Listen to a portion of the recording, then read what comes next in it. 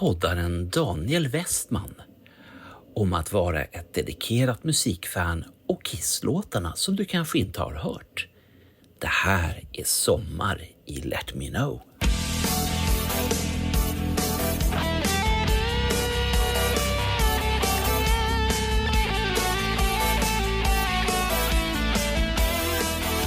When it's really, really hot out, you can't get away from it. There's no denying it. So this show is hot in the shade. No matter where you see it from, no matter where you are, it's hot. Luften vibrerar ovanför marken. Det luktar nyklippt gräs och jag slicear golfbollen. Återigen. Ända sedan jag ändrade mitt golfgrepp har jag haft problem med slicen. Killen jag spelar med slår långt och rakt och ska senare bli olympisk mästare i en helt annan idrott. Jag har känt honom sedan barnsben och han var alltid totalt dedikerad till sin träning. När vi drar iväg golfvagnarna skramlar klubborna mot varandra i bägarna. Samtidigt kommer ett minne från när han var kanske 9-10 år. Vi var på väg hem från skolan och han gnagde på en nysprättad Snickers. En annan kompis som var lite äldre ville smaka. Så han lät honom ta en tugga. Hälften av Snickersen var kvar då den framtida elitatleten fick tillbaka den. Men istället för att äta upp den så hivade han med en fas ut den resterande delen långt in i skogen. Jag bara gapade. En halv Snickers. Det var ju hårdvaluta för en 10-åring. Jag kan bli smittad och sjuk. Då kan jag ju inte träna, sa han kort. Som att det var det mest självklara i världen. Ja, och man kan ju inte tugga på något som någon annan tuggat på. Inte ens om det är en Snickers. Killen var verkligen målinriktad redan vid tidig ålder. Jag drog upp järnsjuan ur bägen och samtidigt började jag tänka på min egen besatthet. Det var inte sportrelaterat. Och på hockeyn tyckte jag mer om att föra statistik och räkna ut hur många poäng jag gjort än att träna målmedvetet. Jag hade börjat förstå att jag själv var dedikerad. Men det märktes inte lika tydligt som för honom. Det var ett brinnande musikintresse som nästan värkte i bröstet. Nästan uteslutande inriktat mot den amerikanska hårdrocksgruppen Kiss. Jag nynnade på låtarna. Jag tänkte på texterna. Jag ville att vi i hobbybandet skulle spela Kiss-låtar. Jag ville veta vad som hände med bandet och allt som hade hänt i bandets brokiga historia. Jag tittade på mitt armbandsur. 3:15. Posten hade nog kommit och jag visste vad som skulle landa i brevlådan idag. Den färska Kissplattan Revenge. Trots att vi var mitt uppe i en golfrunda klarade jag inte av att fullfölja den. Det gick ändå ganska dåligt, så efter ett hastigt farväl stegade jag med raska steg hemåt medan elitidrottsmannen sänkte sin putt. Önskan att lyssna på den nya plattan var så stark. Vorfreude, tyskarnas uttryck för den härliga känslan innan man ska göra något roligt, stod mig upp över öronen. Snart var det dags, en sprillans ny Kiss-skiva. I det här sommarpratet tänkte jag ta med dig på en resa, mestadels genom Kiss 90-tal. Så låt oss höra en tidig version av en Revenge-låt. Det här är Paralyzed.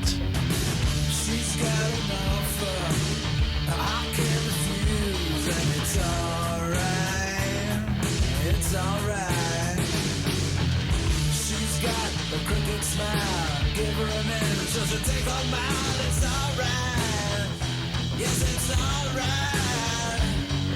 Hey, oh, she's got me paralyzed. Hey, oh, I don't care. Say, hey, oh, she's got me mesmerized. Hey, oh, she's got me paralyzed.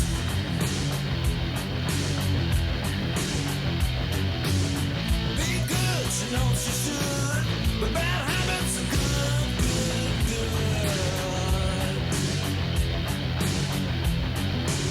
She's born to be bad, she's the best I ever had.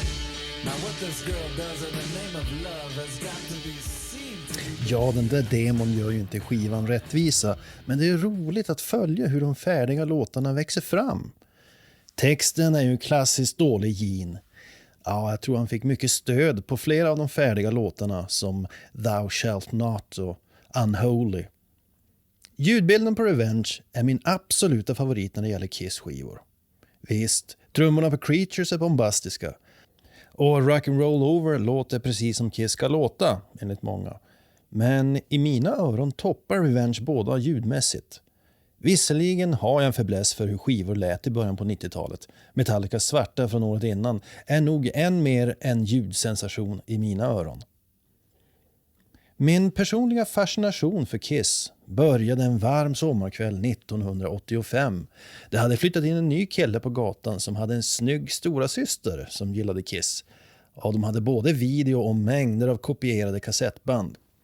Veckan innan hade de visat Terror på Elm Street för oss och jag hade precis börjat hämta mig från Freddys diaboliska odyssé. Jag läste ungdomsböcker om bröderna Hardy, ja ni vet sådana där med grön bokrygg, och höll på att trilla ur sängen när det stod att bröderna Hardy bodde på Elm Street. Men den här aftonen då hade vi slagit upp ett grönt litet tält på deras gräsmatta och killen hade tagit med en bärbar bandspelare, en Hitachi. Han stoppade i ett kolsvart C90 kassettband. Det var inte en originalkassett utan det var en kopia och på den stod det skrivet med yviga bokstäver i svart tusch. Hård rock. Han tryckte in play-knappen och Paul Stanleys joddlande inledning till Heavens on Fire gick igång på högsta volym. Det går inte riktigt att förklara men ända sedan den dagen har musik och framförallt Kiss varit en del av mitt DNA. Om du lyssnar på det här så är det nog ett ganska stort Kiss-fan själv och har förstås hört den här låten som jag ska spela 1 miljon gånger. Men låt oss höra hur det kunde låta med Eric Singer och Bruce Kulick på en repetition under Revenge-turnén. Paul satte fortfarande den där joddlande inledningen perfekt. Jeez, vilken pipa!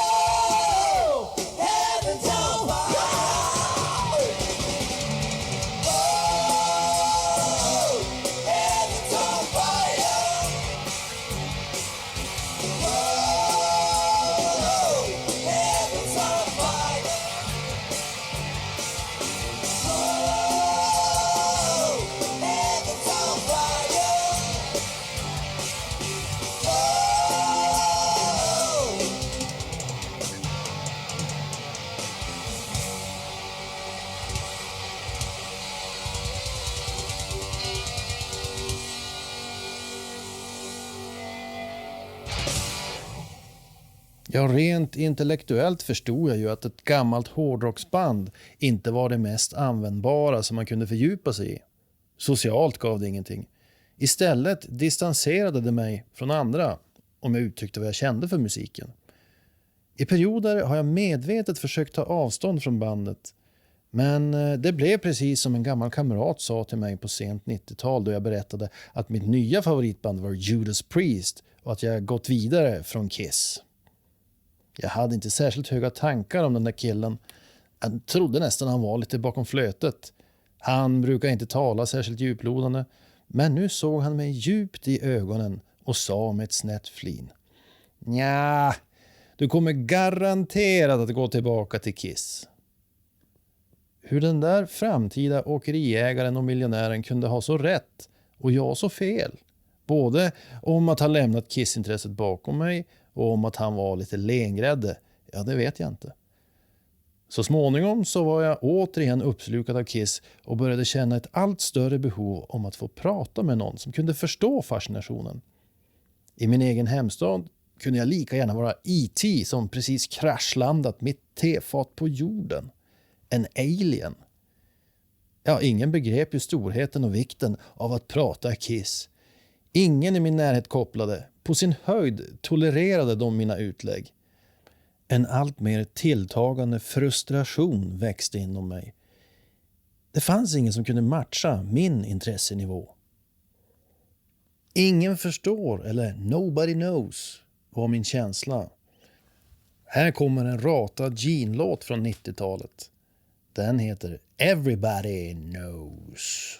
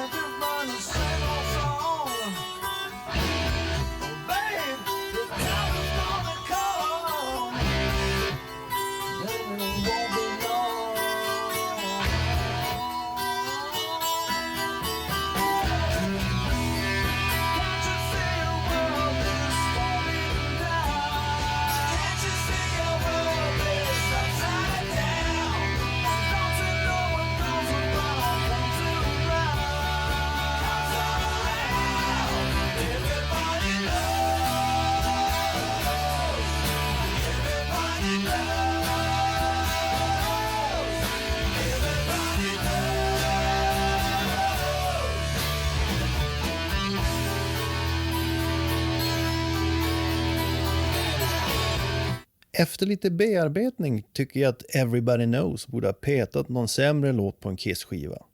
Refrängen sätter sig fort och texten och den något ångestfyllda sången låter väldigt bra.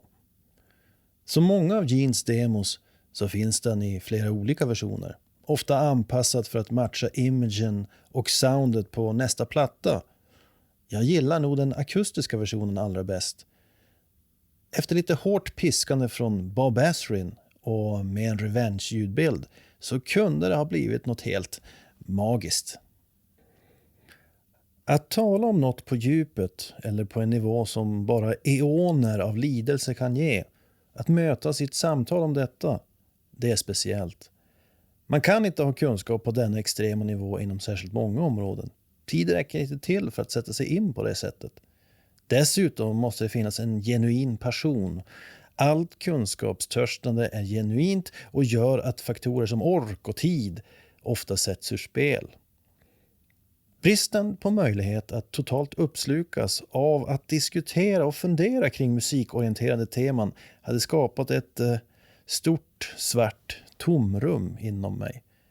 Visst, man förstod tidigt genom fanzines som italienska Nikos Strike Magazine och min personliga favorit, den Vancouver-baserade Firehouse Magazine, att det fanns andra med samma specialintresse. Men det kändes som alla dessa fans bodde på andra sidan jorden. I min närhet, ja då var de dedikerade hårdrockarna inne på Metallica, Motley Crue och Black Sabbath. Dessutom förbluffades jag av att de faktiskt inte visste de exakta åren för när skivorna till deras favoritband givits ut. Eller vad alla medlemmar genom åren hette. Det var nog inte riktigt samma grej för dem att följa ett band som det var för mig. Det var inte det absolut viktigaste. Jag var rätt ensam om min totala hängivenhet. I walk alone.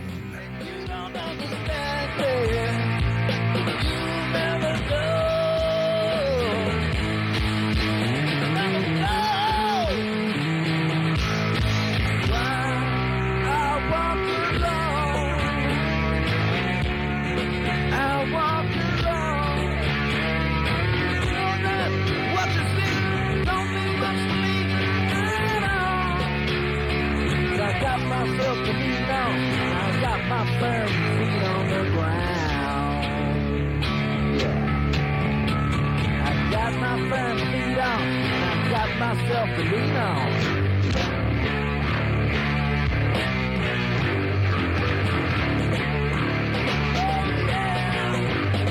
It's not so deep inside of me.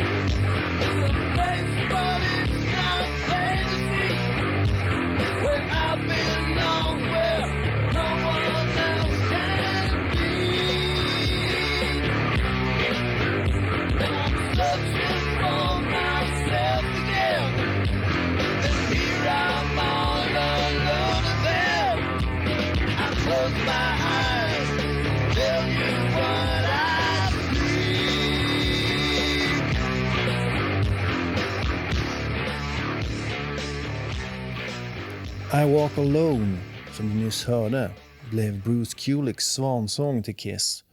Han gjorde ett rätt tappert försök att sjunga på den, men jag föredrar den här demon då Gene står för sången. Kanske lite typiskt Gene att inte bry sig om att slåss för att få sjunga på den.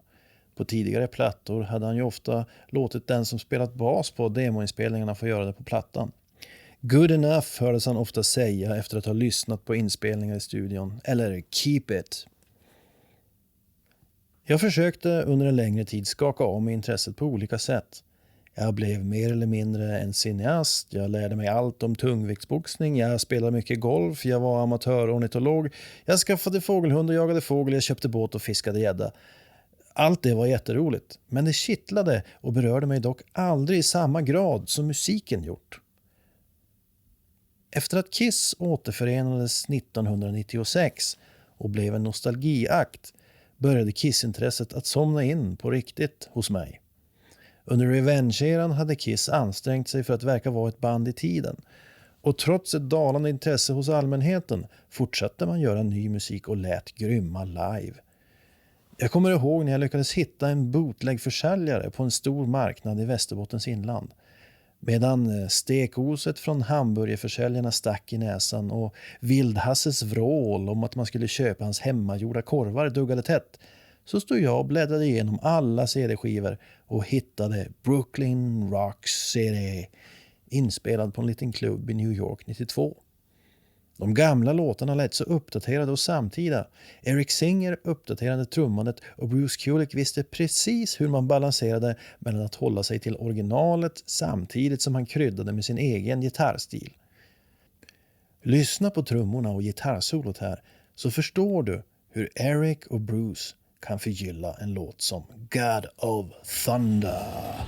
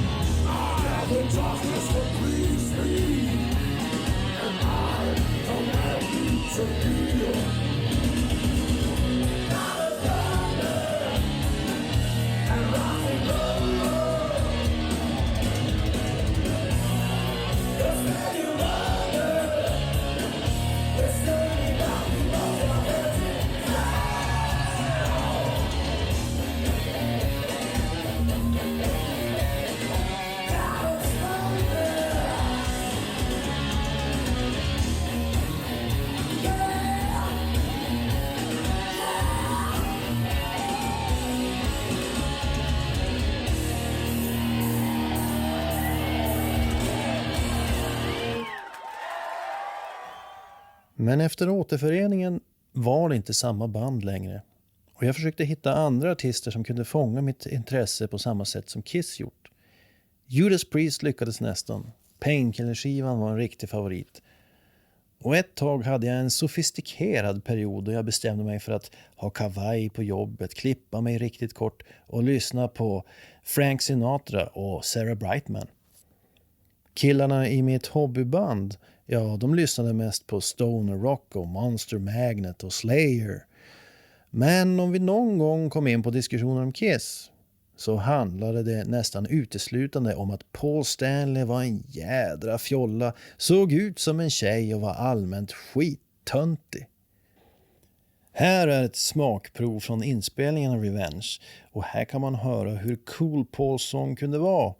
Det visar verkligen motsatsen till vad mina bandkollegor sa. Paul Stanley var inte alls någon tönt. Han var kung.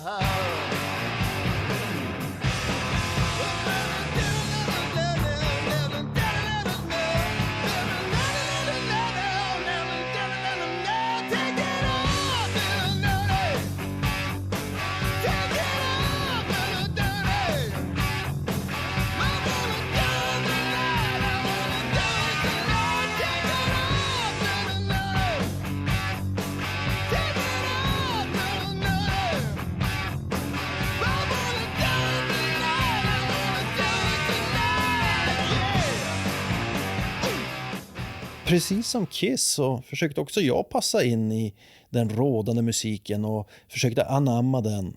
Men visst var det bra, men det blev aldrig riktigt samma gnista som jag känt då jag upptäckte Kiss-skivor. Det kändes inte som min musik. Kiss kunde, precis som många av de populära banden, också låta hårda och mörka på 90-talet. Lyssna bara på den här Gene Simmons-demon från Carnival of Souls. Kanske känner du igen basgången från en senare Kiss-låt. Det är mörk text och brutal sång från Uncle Gene.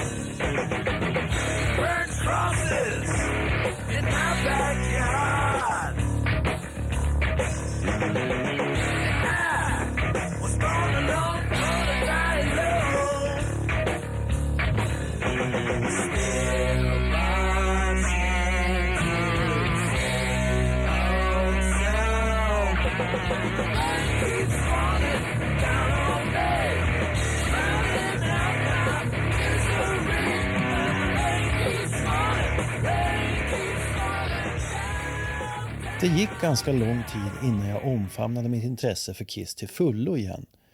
Det började kring 2009 då Kiss gjorde en ny studioplatta och kändes lite grann som ett riktigt band igen.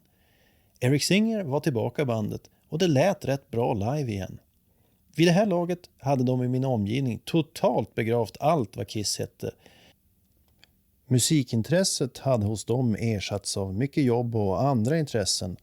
Naturligt, rätt, normalt, men också lite gubbigt. Själv började jag återigen känna den där magnetiska dragningen till bandet igen. Den här demon har ett coolt gitarriff som jag gärna hade sett på någon studioskiva. Texten är återigen en brokig samling ord från Gene. Gene brukar berätta om när Paul snodde titeln från honom till Black Diamond. Tydligen var det ett tillvägagångssätt som Paul fortsatte med. Tidigare i programmet så har du hört Paul Stanley sjunga stämsång på Heart of Chrome. Men det här, det är Gene och Chrome Heart.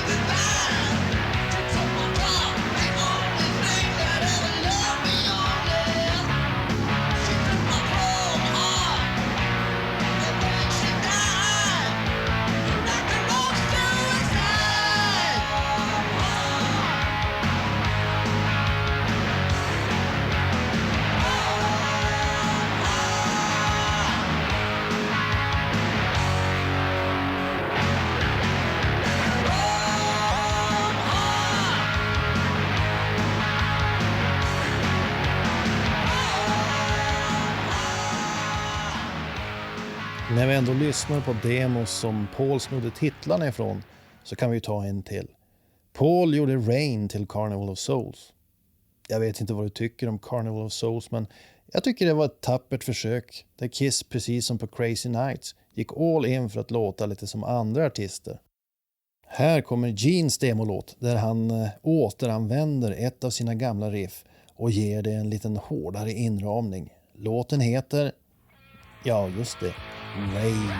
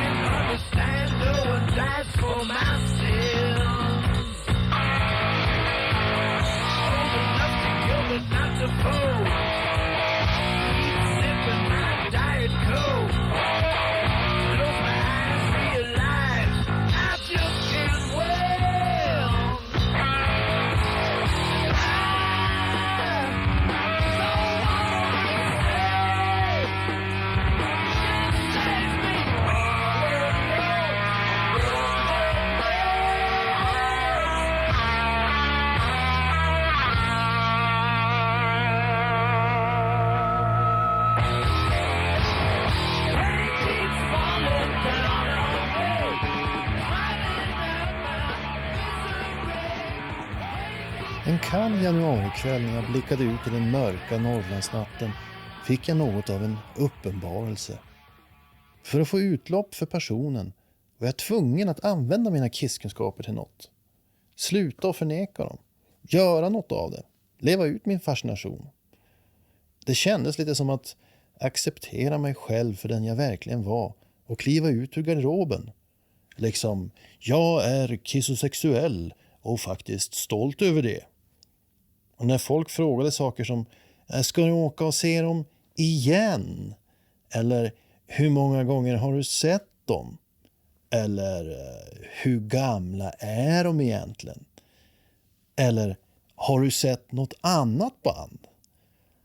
Då skrattade jag bara inombords och tänkte, Alltså jag struntar i vad du tycker. För du fattar ju för fan ingenting.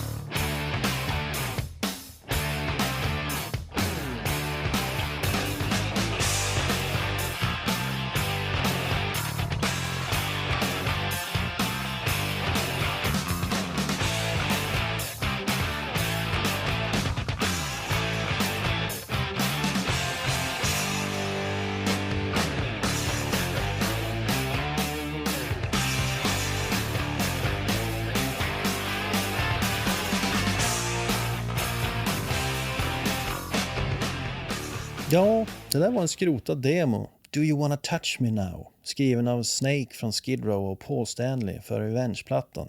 Jag tycker faktiskt man kan höra potentialen i den. Så jag la bort kavajen och sparade ut håret och styrde upp ett rockband med lärarkollegorna för att uppträda en gång per år för hela skolan. Det kändes rätt. Vidare slutade jag fundera och tveka och åkte istället på alla konserter som jag kände för. Clawfinger, Europe, Wasp och hade så himla kul. Jag upplever ofta en stark frihetskänsla på konserterna och en förståelse från de man träffar. Det är någon form av broderskap som är oberoende av ålder och nationalitet. Närmast, trots att jag är emot dogmatiska, religiösa, undermåliga tankesätt, så kan det väl bäst beskrivas som en typ av religiös gemenskap. Det går inte att må dåligt eller ha tråkigt då man låter sig uppslukas av upplevelsen. Och möta andra med samma entusiasm, ja det är verkligen speciellt. Nu ska du få höra en rehearsal av Tears Are Falling följt av en svängig liveversion från Tokyo 95 som visar hur bra bandet lät under Revenge-eran. Lyssna bara här. Tears are falling, oh no. Tears are falling, oh no. Said no drums on it. Yes. Yeah, you outline it. You're doing the accent. Oh no, tears are falling. Oh no, tears are falling. Oh no, tears are falling. Oh no, tears are falling. Oh no. Ba-da-bum, dum, dum, bum, bum. Then there's one on the end. Oh no, tears are falling. Oh no, tears are falling. Oh no, tears are falling. Oh no, tears are falling. Oh no. It's right there. What? Oh no, tears are falling.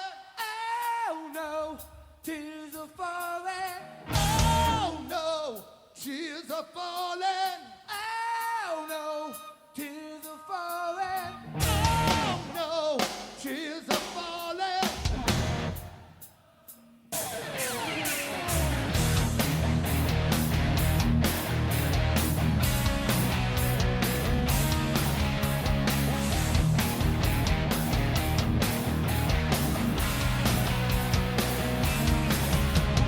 I read your mind like rain.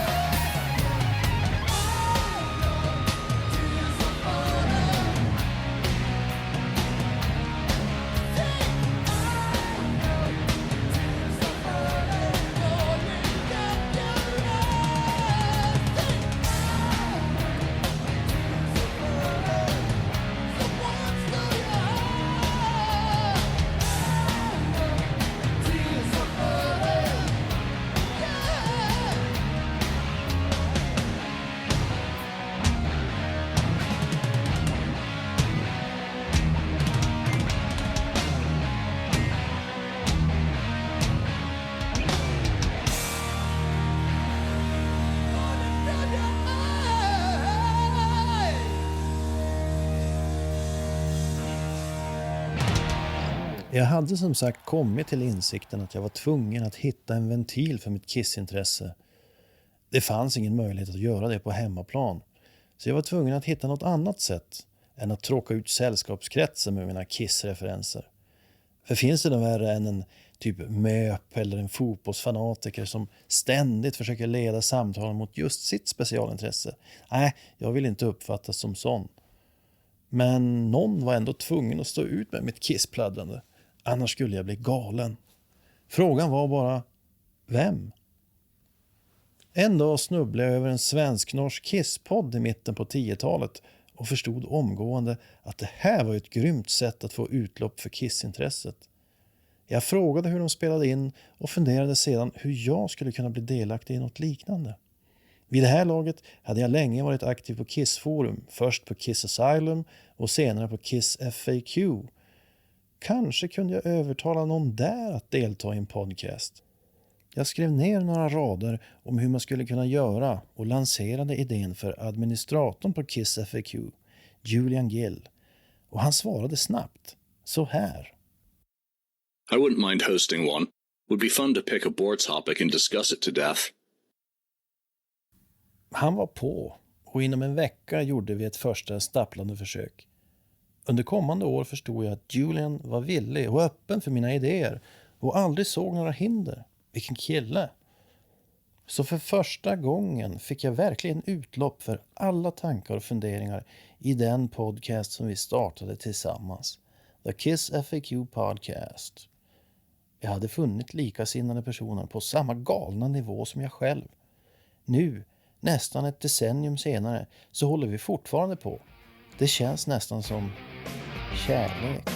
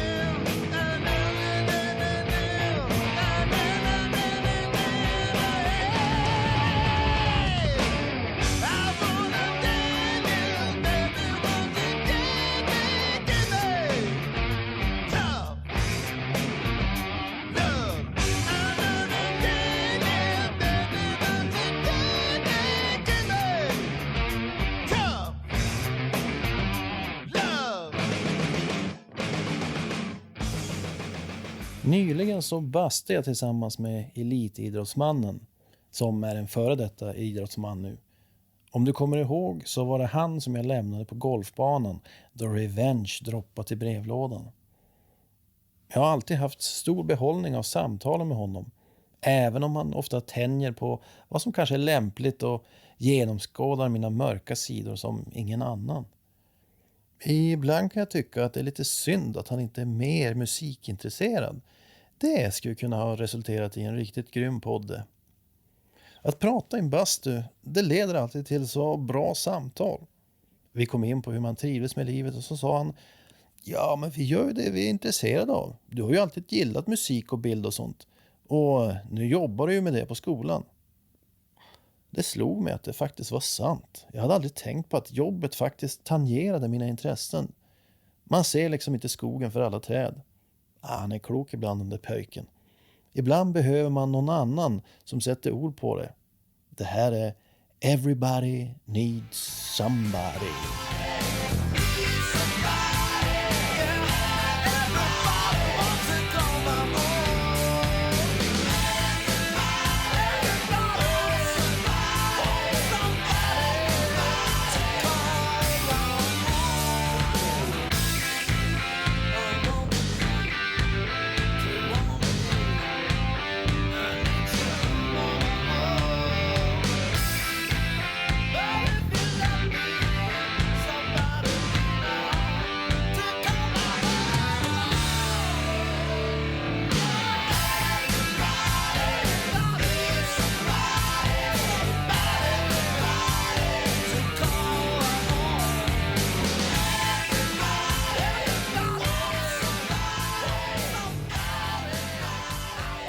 Första gången som Bernt föreslog att jag skulle vara med i deras podcast, det var i samband med Kiss-spelning på Tele2 Arena.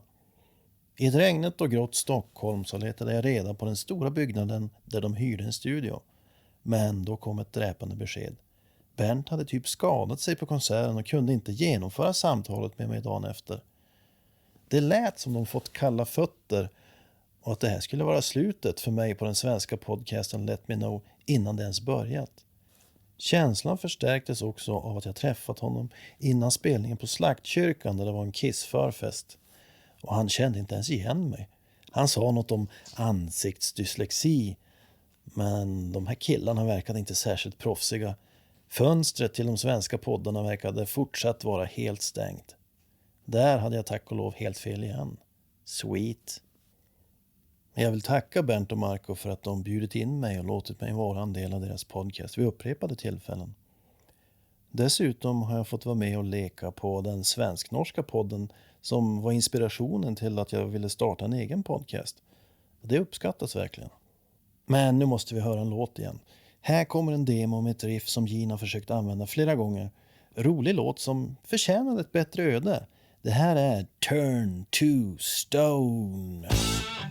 See you walk down the street, carrying a heavy load, side to side, looking sweet.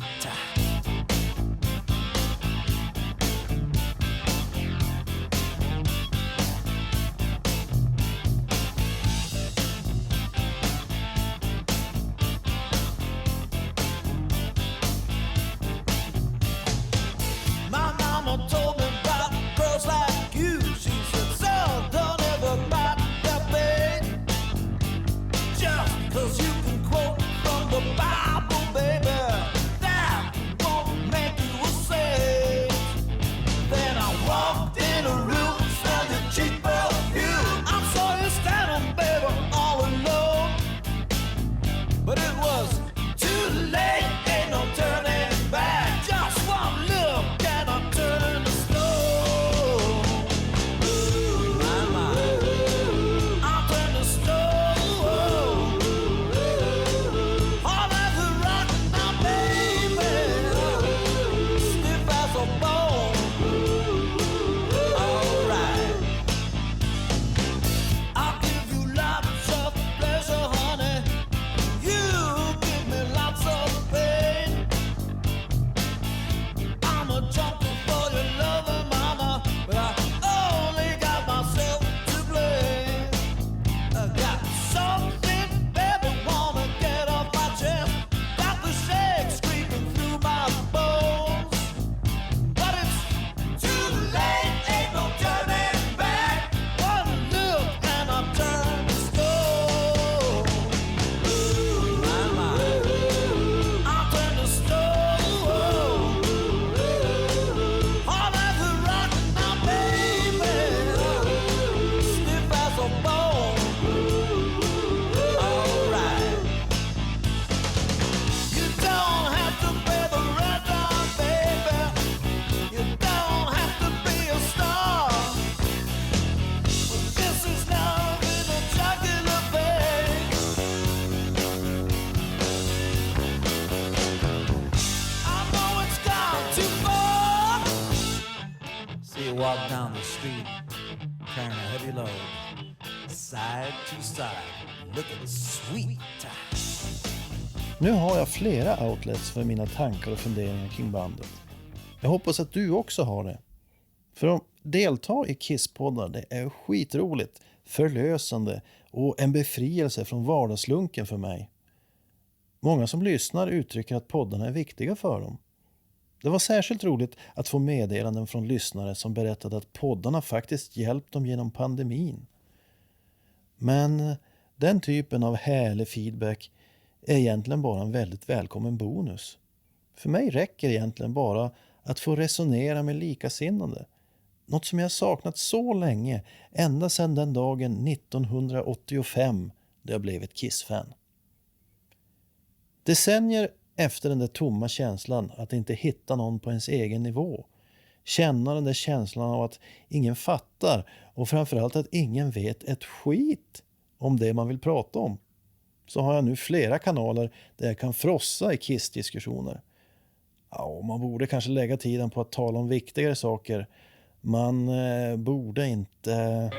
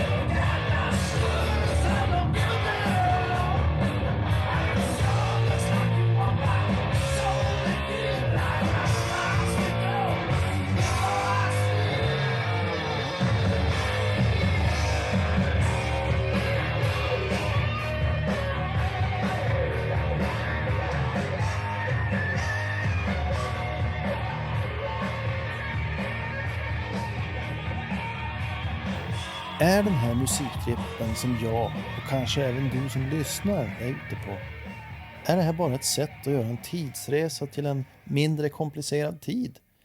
En ren nostalgitripp? Eller en längtan efter en svunnen tid? Jag tror inte det kan vara hela förklaringen. Om man låter sig svepas iväg till den tiden så står Kiss-musik ut ändå på ett ganska unikt sätt. När jag var yngre var jag en hängiven läsare av serietidningar, framförallt Fantomen. Min favorittecknare var Hans Lindahl.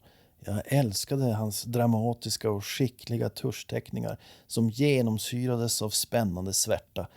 Men trots alla vilda äventyr med Devil, Hero och Guran så får det inte mig att känna någonting nu.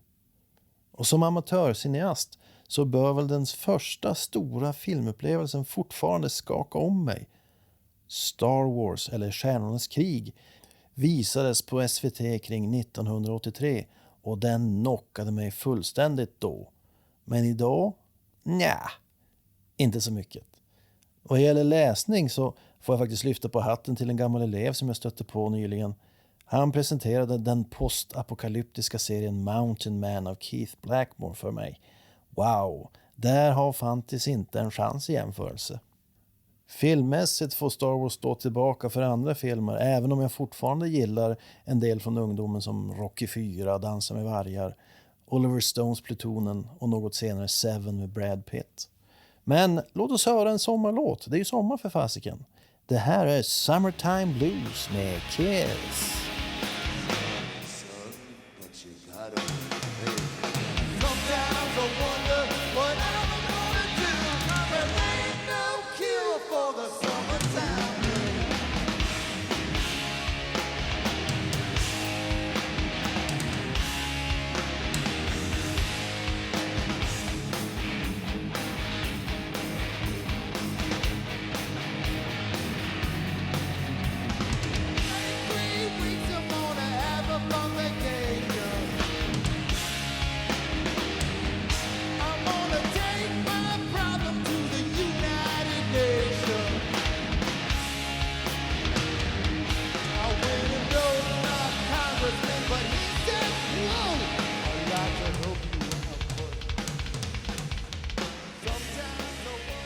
Ja, vi börjar närma oss slutet på det här sommarpratet.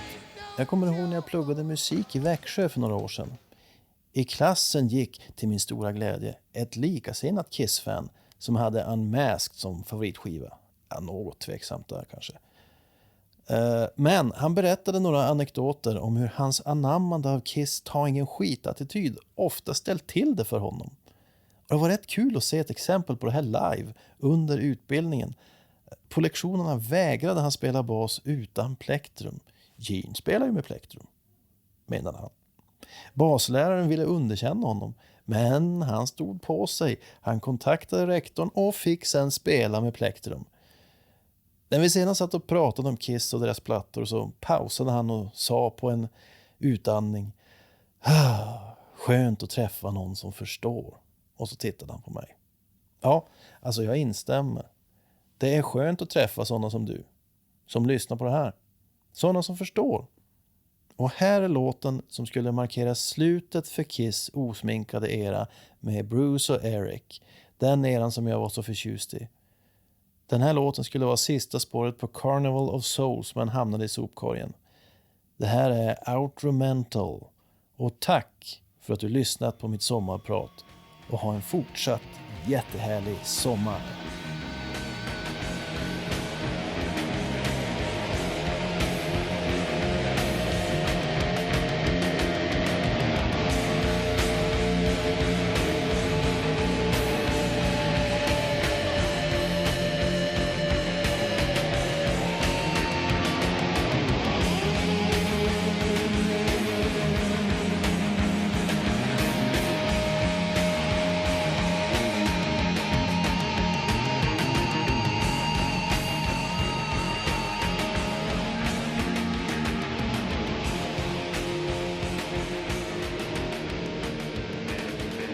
And I hope you've enjoyed this because it's been a thrill for us. It really has. We enjoyed this. If we were funny or not funny, we tried our best.